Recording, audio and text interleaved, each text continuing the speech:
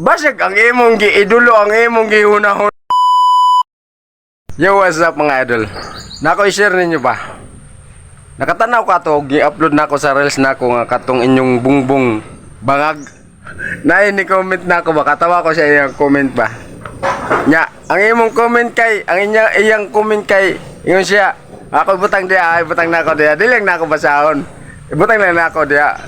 Nya, tinuod man bitaw nga ang ilang bungbong bangag no. Oh. Ako na ipakita na dia ha.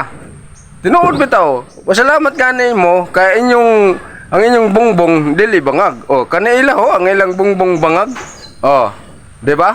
Oh, Bisaya ra jud makasabot nga nang ang ilang bungbong, ang inyong bungbong bangag, no?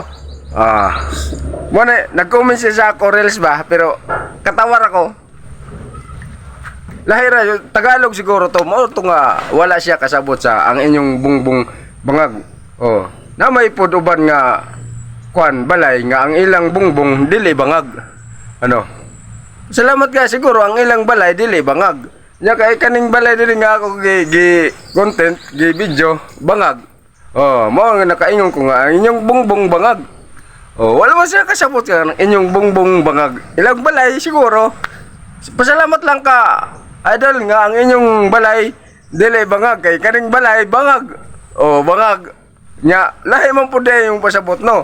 Wala man ko ningon nga ang basig ang imong giidulo, ang imong gihunahuna no. Wa ko labatan nga mga ingana basig kanang imong kuan, wa ko labatan niya kay ako gablag ko.